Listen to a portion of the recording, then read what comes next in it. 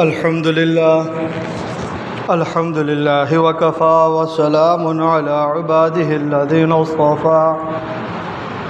أما بعد فأعوذ بالله من الشيطان الرجيم بسم الله الرحمن الرحيم وعد الله الذين آمنوا منكم وعملوا الصالحات ليستخلفنهم في الأرض صدق الله العظيم وصدق رسوله النبي الكريم ونحن على ذلك لمن الشاهدين والشاكرين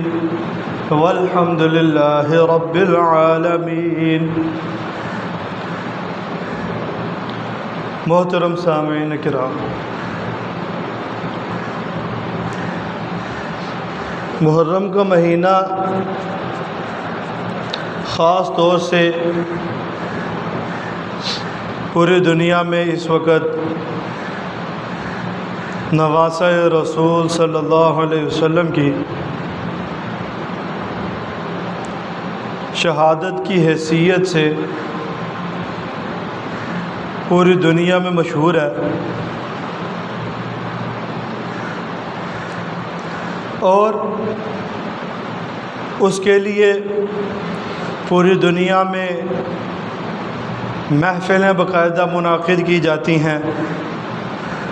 جلوس نکالے جاتے ہیں، ان کے ساتھ ہمدردی کا اظہار کیا جاتا ہے،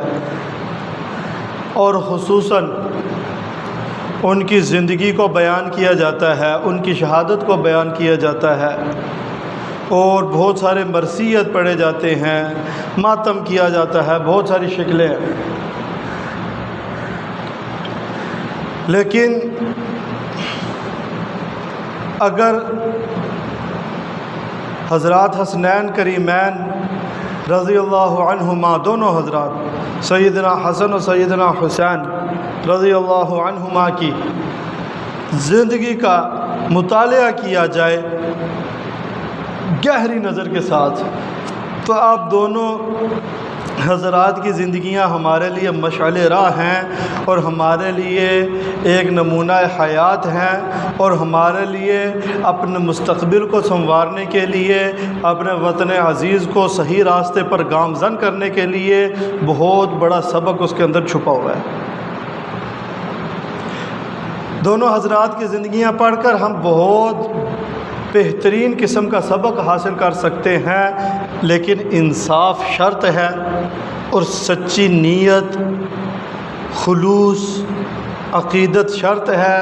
اگر نیت سچی ہو، اخلاص کے ساتھ آدمی ان حضرات کی زندگیوں کا مطالعہ کرے، تو ان حضرات کی زندگیاں ہمارے لیے مشعل راہ ہیں، ہمارے لیے نمونہ ہے بہت بڑا۔ ان کے اوپر چل کر، ان کی زندگی کے مطابق ہم زندگی بسر کر کے دونوں جہانوں کو اپنا بہتر بنا سکتے ہیں۔ جہاں تک تعلق ہے جناب سیدنا حسن رضی اللہ عنہ کی مبارک زندگی کا، تو ایک دفعہ کا واقعہ ہے کہ ایک دفعہ علیہ الصلوۃ والسلام نے سیدنا حسن رضی اللہ تعالیٰ عنہ کو اپنی گود میں اٹھایا، اور آپ نے فرمایا میرا یہ بیٹا سردار ہے، اور عن قریب اللہ تعالیٰ میرے اس بیٹے کے ذریعے سے مسلمانوں کے دو بہت بڑے گروہوں کے درمیان صلح کرا دیں گے۔ گویا کہ عن قریب ایک ایسا زمانہ آنے والا ہے جس میں مسلمانوں کے دو جماعتیں بن جائیں گی، دو گروہ بن جائیں گے، ایک اس طرف ہوگا، ایک اس طرف ہوگا، اور ان پہ بہت سخت قسم کی جنگ، خون ریزی برپا ہونے والی ہوگی۔ عین اس وقت میں میرا یہ بیٹا ان دونوں گروہوں کے درمیان صلح کرا دے گا، اور مسلمانوں کا شیرازہ بکھرنے سے بچا لے گا، مسلمانوں کو دوبارہ متفق اور متحد کر دے گا۔ چنانچہ آپ صلی اللہ علیہ وسلم کی یہ پیش گوئی بالکل سچ ثابت ہوئی، اور جناب سیدنا علی کرم اللہ وجہہ کی شہادت کے بعد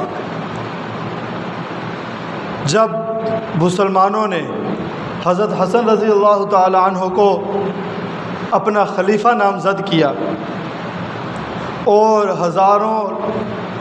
لاکھوں لوگوں نے حضرت حسن رضی اللہ تعالی عنہ کے ہاتھ پر بیعت کی، عین اسی وقت بہت سارے صوبے کے لوگوں نے حضرت امیر معاویہ رضی اللہ تعالی عنہ کو اپنا خلیفہ نامزد کر کے ان کے ہاتھ پر بیعت کر لی، اور انہوں نے یہ کہنا شروع کر دیا اگر کوئی ہمارا خلیفہ ہوگا تو وہ حضرت امیر معاویہ ہوں گے، ان کے علاوہ اور کوئی نہیں ہو سکتا۔ چونکہ حضرت امیر معاویہ رضی اللہ تعالی عنہ بہت عرصے سے گورنر چلے آ رہے تھے، اور ان کا رعب، ان کا دبدبہ قائم تھا، ان کی حکومت ان جگہ پہ قائم تھی، بہت اچھا نظم و ضبط وہاں پر چلا رہے تھے۔ تو جن جن علاقوں میں ان کا اثر و رسوخ تھا وہاں کے لوگوں نے کہا ہم حضرت امیر معاویہ رضی اللہ تعالیٰ عنہ کے علاوہ کسی اور کے ہاتھ پر بیعت کرنے کو تیار نہیں ہیں۔ دوسری جانب جناب مسلمانوں کا بہت بڑا لشکر، انہوں نے نواسہ رسول سیدنا حسن رضی اللہ تعالیٰ عنہ کے ہاتھ پر بیعت کر لی اور ان کو اپنا خلیفہ نامزد کیا، اور انہوں نے کہا اگر کوئی خلیفہ ہوگا تو وہ سیدنا حسن ہوں گے، ان کے علاوہ ہم کسی اور کو اپنا خلیفہ نہیں مانتے۔ اب دونوں طرف سے بات بڑھتی گئی حتیٰ کہ دونوں آپس میں آمنے سامنے آ گئے اور بات لڑائی جھگڑے تک پہنچ گئی۔ اب عین اس وقت میں کسی بھی وقت آگ بھڑک سکتی تھی، اور مسلمان جو پہلے ہی کافی شہادتوں کی وجہ سے، سیدنا عثمان رضی اللہ تعالیٰ عنہ کی شہادت، پھر اس کے بعد سیدنا علی رضی اللہ تعالیٰ عنہ کی شہادت، اس طرح کی شہادتوں کی وجہ سے پہلے ہی آپس میں ٹوٹ کر بکھر چکے تھے، اور اس وقت اگر آپس میں لڑائی بھڑک اٹھتی تو پھر یہ آگ ایسی لگنی تھی مسلمانوں کا شیرازہ بالکل بکھر کے جا جاتا۔ لیکن اس وقت پہ آپ نے اپنی خلافت کو قربان کر دیا، اپنی حکومت کو قربان کر دیا، لیکن مسلمانوں کے شرازے کو بکھرنے سے بچا لیا اور مسلمانوں کے درمیان اتفاق اور اتحاد کو قائم کر دیا، دوبارہ سے مسلمانوں کو یکجا کر دیا۔ آپ نے اپنی قربانی دے دی۔ آپ نے فرمایا مجھے مسلمانوں کے درمیان خون ریزی بالکل پسند نہیں، میں نہیں چاہتا مسلمان آپس میں دست و گریباں ہوں، میں نہیں چاہتا پوری دنیا میں مسلمانوں کی بدنامی ہو، میں نہیں چاہتا پوری دنیا میں مسلمان حکومت کا مذاق بنے اور غیروں کو مسلمانوں کو کچلنے کا موقع ملے، ان کو ختم کرنے کا موقع ملے، میں ایسا کوئی موقع غیروں کو نہیں دینا چاہتا۔ چنانچہ آپ نے چند شرائط اپنی حضرت امیر معاویہ رضی اللہ تعالی عنہ سے منوائیں، اور آپ خلافت سے دستبردار ہو گئے، اور آپ نے قیامت تک کے آنے والے مسلمانوں کو یہ سبق دیا ہے کہ اصل قوم کو بچانا ہے، اصل مسلمانوں کو متحد رکھنا ہے، چاہے اس کے لیے آپ کو اپنے اقتدار کی قربانی دینی پڑے تو دے دینا، حکومت قربان کرنی پڑے کر دینا، اپنی گورنری قربان کرنی پڑے کر دینا، وزارت قربان کرنی پڑے کر دینا، اپنا عہدہ چھوڑنا پڑے چھوڑ دینا، اپنی کرسی چھوڑنی پڑے چھوڑ دینا، لیکن کبھی مسلمانوں کے خون کو بہانے کی کوشش نہ کرنا، کبھی مسلمانوں کے شیرازے کو بکھیرنے کی کوشش نہ کرنا۔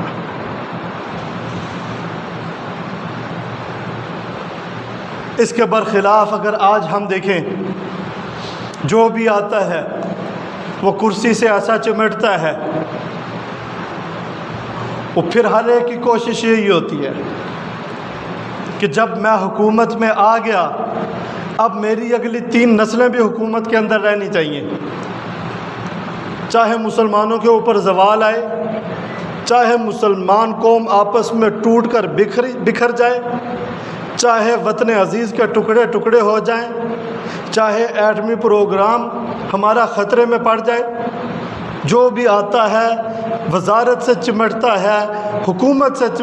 چمٹتا ہے، حکومت کی کرسی پر بیٹھتا ہے، وہ پھر اس سے نیچے اترنے کے لیے تیار نہیں ہے، اور اس کے اوپر باقی رہنے کے لیے دھاندلی کرنی پڑے، وہ کرتے ہیں، لوگوں کے ضمیر کو خریدنا پڑے وہ خریدتے ہیں، لوگوں کی بولیاں لگانی پڑے وہ لگاتے ہیں، مسلمانوں کو اور جس کی بھی حکومت خطرے میں پڑتی ہے وہ کہتا ہے میری حکومت خطرے میں پڑ گئی، میری حکومت چھین لی گئی مجھ سے، وطن ٹکڑے ٹکڑے ہو جائے گا، میری حکومت چھین لے گی، ایٹمی پروگرام خطرے میں پڑ جائے گا، میری حکومت مجھ سے چھین لی گئی، ملک کے 3 ٹکڑے ہو جائیں گے، تو نہ ہوا کیا ہو گیا؟ جبکہ نواسہ رسول نے اپنی حکومت کی قربانی دے کر، اپنے اقتدار کی قربانی دے کر قیامت تک آنے والے مسلمان حکمرانوں کو یہ سبق سکھایا ہے کہ اصل مسلمانوں کی خیر خواہی ہے، اصل مسلمانوں کی بھلائی ہے، اصل مقصد مسلمانوں کو متحد رکھنا ہے، اصل مقصد مسلمانوں کے اندر اتفاق ہے، اصل مقصد مسلمانوں کی فلاح اور بہتری ہے۔ اگر تمہارے حکومت چھوڑنے سے، اقتدار چھوڑنے سے مسلمانوں متفق ہو کر رہ سکتے ہیں، متحد ہو کر رہ سکتے ہیں، ان کے لیے بہتری ہو سکتی ہے، تو پھر اقتدار قربان کر دینا، مسلمانوں پہ کسی قسم کی آنچ نہ آنے دینا۔ آج سارا جھگڑا اسی چیز کا ہو رہا ہے۔ ایک کہتا ہے میرے جیسا حاکم کوئی نہیں، دوسرا آتا ہے وہ کہتا ہے میرے جیسا حاکم کوئی نہیں، اور اپنی کرسی بچانے کے لیے جس حد تک گزرنا پڑے وہ کر گزر رہے، خود بھی پریشان ہیں، پوری عوام کا تماشا بنایا ہوا ہے۔ اور دوسری طرف جناب سیدنا حسین رضی اللہ تعالی عنہ نے صرف اپنی جان کا نذرانہ نہیں دیا، آپ نے اپنے سامنے اپنے بچے بھی ذبح کروا دیے، اپنے پورے خاندان کو خون میں نہلا دیا۔ کس مقصد کے لیے؟ ان کے سامنے ایک بہت بڑا مقصد تھا کہ جناب حضرات خلفائے راشدین نے خلافت کا جو معیار مقرر کیا تھا کہ حکمران کیسے ہونے چاہیے، جو تقوی، للہیت، اخلاص اور خشیت سے بھرے ہوئے ہوں، جو پاک دامن ہوں، جو نیکوکار ہوں، جو صالح ہوں، جو مظلوم کی مدد کرنے والے ہوں، جو مظلوموں کو انصاف فراہم کرنے والے ہوں، جن کے سامنے دنیا کی چیزوں کی، طاقت اور دولت کی کوئی اہمیت نہ ہو، جو طاقت اور دولت کے نشے سے چور نہ ہوں، جو پاک دامن ہوں، اور جو معیار خلفائے راشدین نے حاکم وقت کا مقرر کیا تھا اپنی قربانیاں دے کر، سیدنا حسین رضی اللہ تعالی عنہ اس معیار سے کسی بھی قسم کا کوئی سمجھوتا کرنے کو تیار نہیں تھے۔ آپ یزید کو اس معیار کا نہیں سمجھتے تھے۔ یزید پرلے درجے کا بدمعاش، بدکردار انسان تھا، اور آپ نے اپنے پورے خاندان کو خاک و خون میں ملا دیا، لیکن آپ نے یزید کی حکمرانی کو قبول نہیں کیا، اور آپ نے فرمایا کہ حکمرانی کا جو معیار دیانت کا اور اہلیت کا جو معیار جناب سیدنا ابوبکر صدیق رضی اللہ تعالی عنہ نے، عمر فاروق رضی اللہ تعالی عنہ نے، عثمان غنی رضی اللہ تعالی عنہ نے، اور حیدر کرار رضی اللہ تعالی عنہ نے جو معیار مقرر کر رکھا ہے حکمرانی کا، اس پہ کسی قسم کی آنچ نہیں آنی چاہیے، چاہے میرا پورا خاندان تباہ و برباد ہوتا ہے، ہو جائے، نیزے کے اوپر چڑھتا ہے ان کے سر تو چڑھ جائیں، خون بہتے ہیں تو بہہ جائیں، بچے ذبح ہوتے ہیں ہو جائیں، بیویاں بیوہ ہوتی ہیں ہو جائیں، بچے یتیم ہوتے ہیں ہو جائیں، لیکن مسلمانوں کے لیے حکمرانی کا جو معیار ہے اس پہ کسی قسم کی آنچ نہیں آنی چاہیے۔ اور آج ہم دیکھ لیں ہمارے حکمرانوں کا کیا حال ہے، جو بھی آتا ہے پچھلے سے بھی بدتر ہوتا ہے۔ ہم کہتے ہیں یہ اچھا ہوگا، وہ اس سے بھی کیا گزرا، یہ اچھا ہوگا، وہ اس سے بھی کیا گزرا۔ آج ہمارے حکمرانوں کے اندر کیا وہ معیار ہے؟ ان کی پاکیزگی، پاک دامنی، خوش اخلاقی، اعلیٰ تعلیم و تربیت، اس کی گواہی دی جا سکتی ہے؟ کیا ہم ووٹ ڈالتے وقت، اپنے حکمرانوں کو مقرر کرتے وقت اس چیز کو دیکھتے ہیں یا سراسر نظر انداز کر دیتے ہیں؟ ہمارے حکمران ایسے ہیں حاکم وقت تو باپ جیسا ہوتا ہے۔ حاکم وقت صرف یہ نہیں آٹا سستا کر دو، چیزیں مہیا کر دو، سہولتیں تھوڑی سی دے دو،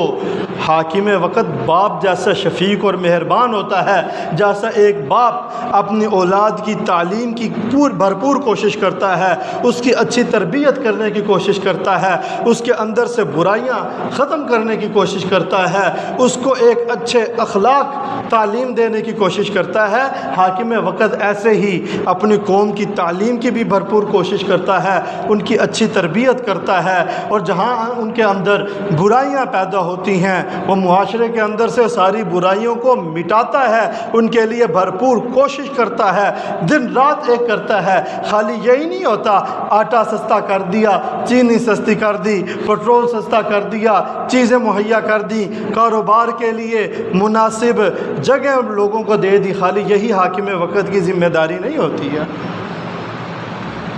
ہمارے حکمران اس درجے کے ہیں کہ عوام کے اندر، معاشرے کے اندر اگر کوئی برائی پیدا ہو رہی ہے تو اس برائی کو ختم کرنے کے لیے فکر مند ہو۔ یہاں تو چوریاں ڈاکے ڈلتے ہیں، کسی کے کان پہ جوں تک نہیں رینگتی جب تک عوام احتجاج کے لیے باہر نہیں آتی، روڈ بلاک نہیں ہوتے، توڑ پھوڑ نہیں ہوتی ہے، نہ کسی وہ تھانے والے کو ہوش آتی ہے، نہ کسی وزیر کو ہوش آتی ہے، نہ حکومت ٹس سے مس ہوتی ہے۔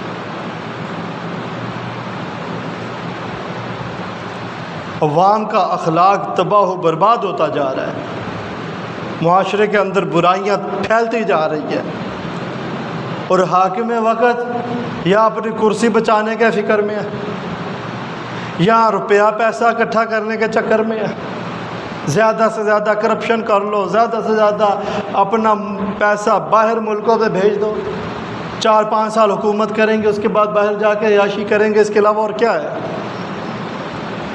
تو آج اگر ہم اپنے اس وطن عزیز سے یہ ساری برائیاں ختم کرنا چاہتے ہیں اور اپنے ملک کو ترقی کی راہ پر گامزن کرنا چاہتے ہیں تو جناب حضرات حسنین کریمین رضی اللہ عنہما کی حیات مبارکہ ہمارے سامنے موجود ہے۔ ہم اگر ان سے سبق سیکھنا چاہے تو سیکھ سکتے ہیں، لیکن انصاف شرط ہے۔ اللہ جل شانہ ہمیں صحیح معنوں میں دین کو سیکھ کر اس کے مطابق عمل کرنے کی توفیق عطا فرمائے۔ وآخر دعوانا الحمدللہ رب العالمین۔